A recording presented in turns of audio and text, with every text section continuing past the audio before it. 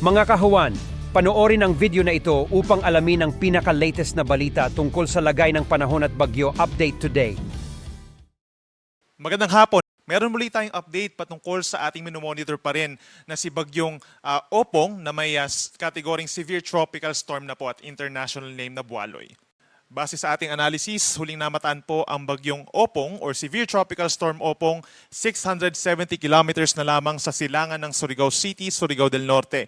Taglay na ang hangin ng 95 kilometers per hour malapit sa kanyang gitna, so lumakas pa ito at mayroong pagbugso na umaabot na sa 115 kilometers per hour at kumikilos west-northwest sa bilis na 20 kilometers per hour. Wala pa ring direktang epekto ang Bagyong Opong sa alinmang panig po ng ating bansa, subalit yung outer rain bands, kung mapapansin po natin sa ating latest satellite animation, nagdadala na rin ng madalas sa pag-ulan dito sa may Eastern Visayas, Caraga, and Davao region. Samantala, yung hanging habagat or southwest monsoon, sa ngayon po nagdadala pa rin ng may kalakasang hangin at mga pag-ulan dito sa western section ng Luzon, kabilang ang Metro Manila, at pinakamadalas pa rin ang mga pag-ulan dito sa may Pangasinan, Zambales, Bataan, pababa ng Occidental Mindoro. At makulimlim na panahon ang dadali ng habagat sa natitirang bahagi ng Luzon, sasamahan pa rin yan ng mga pulupulong pag-ulan or pagkidlat, pagkulog. Possible din yung mga localized thunderstorms sa natitira pang bahagi ng Visayas and Mindanao sa susunod na 24 oras.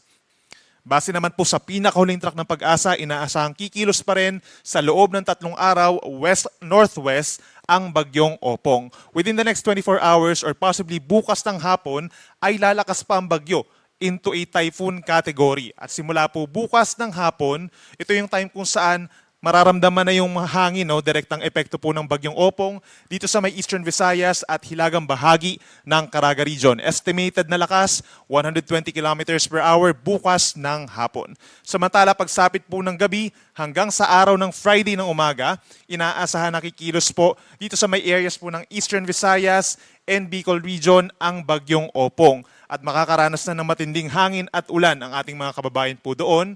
Pagsapit naman po ng tanghali ng Friday hanggang sa gabi, mas maraming lugar pa at mas maraming mga kabahayan pa po ang maapektuhan dahil nasa urbanized areas na po tayo ng Calabarzon, dito po sa may Mimaropa, sa may Metro Manila at Central Luzon, ang Bagyong Opong. At inaasahan pa rin mananatili as a typhoon category with around 120 to 130 kilometers per hour na taglay na hangin. At pagsapit po ng Friday ng gabi hanggang sa madaling araw po ng Sabado, ay kiilos na ito dito sa may West Philippine Sea, unti-unting palayo ng ating kalupaan. Saturday ng hapon, ito ay lalabas naman ng ating area of responsibility. In terms of lawak, sa ngayon po, bahagya pang lumaki yung radius niya. From 400, naging 450 kilometers na yung kanyang radius o yung distansya from the center hanggang dun sa outermost part ng bagyo. So nasa 900 kilometers ang lawak ng Bagyong Opong. At affected din po, hindi lang yung mga areas po na direktang tatamaan or kung saan magla-landfall ang bagyo. Lagi nating iisipin na malawak po at hindi lamang isang point ang bagyo. Yung mga magla-landfall po na areas dito sa may Bicol region, kung mag-landfall man po siya dito sa may Kabikulan, sa may Quezon, at dito rin sa may Batangas, Cavite area, affected din po ng malalakas na hangin at ulan. Itong bahagi pa po ng Eastern Visayas, timog na bahagi pa ng Mimaropa, hanggang dito sa may hilagang parte po sa may Central Luzon, affected din po directly ng Bagyong Opong. Habang meron din po tayong inaasahang mga pag-ulan dito sa may Cagayan Valley. Doon sa outer rain bands or outer portion nitong Bagyong Opong, meron din po aasahang mga pag-ulan pagsapit ng Friday doon. Habang yung Palawan, Western Visayas, and Negros Island region, ini-enhance po yung habagat nitong bagyo kaya aasahan din ang mga pag-ulan sa araw ng Friday. At dahil dyan nakataas po ang tropical cyclone wind signal number 2. Dito po sa may Northern Samar at sa northern portion of Eastern Samar. Habang meron namang signal number 1 sa may Camarines Sur, Catanduanes, Albay, Sorsogon, Masbate, signal number 1, maging sa probinsya ng Samar, natitirang bahagi ng Eastern Samar, Buong Biliran, at hilagang bahagi ng Leyte. So simula po bukas ng hapon, naaasahan pa rin po ang malalakas na hangin dito sa mga nabanggit natin na lugar. At please take note, posibleng mas marami pang lugar or maraming lugar talaga po ang magkakaroon pa ng mga wind signals at mas matataas pa po yung ating mga wind signals ay tataas habang lumalapit itong si Bagyong Opong sa ating kalupaan. Pinakamataas na po ang signal number 4 kung pagbabasihan natin yung ating latest forecast intensity na typhoon. Samantala, pagdating naman po sa mga pag-ulan, within the next 24 hours, more on scattered rains or kalat-kalat na mga pag-ulan, wala pa namang significant rainfall. Pero simula po bukas ng hapon hanggang sa Friday ng hapon, dyan na magkakaroon ng mas maraming mga pag-ulan na malalakas ang ating mga kababayan dito po sa Luzon and Visayas, direktang epekto nitong si Bagyong Opong. Meron tayong possible na higit sa 200 millimeters na dami ng ulan sa may Northern Samar, Eastern Samar at Masbate. Ibig sabihin, possible yung malawakang pagbaha at pag-apaw ng ating mga kailugan doon at mataas din ang tsansa na magkakaroon ng mga pagguho ng lupa sa mga bulubundukin na lugar. Pagsapit naman dito sa may probinsya ng Samar, posible ang 100 to 200 millimeters na dami ng ulan. Possible din yung mga pagbaha at landslides.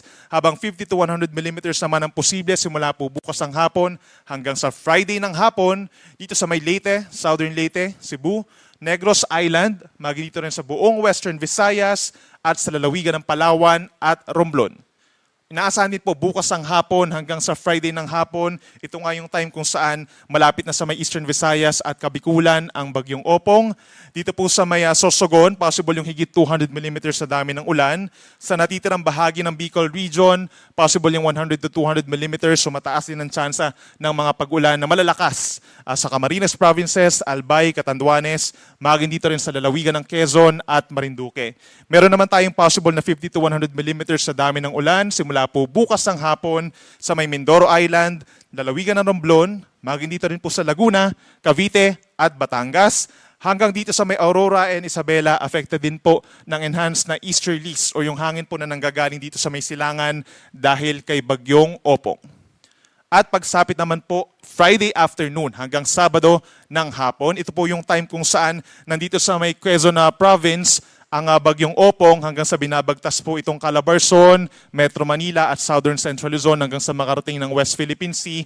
So ibig sabihin, maraming lugar pa rin dito sa may Southern Luzon ang posible magkaroon ng matinding ulan. 100 to 200 millimeters po ang posible sa may Camarines Provinces, dyan sa amin sa Quezon, gayon din sa Marinduque, Romblon, Mindoro Provinces, Batangas, Laguna at Cavite.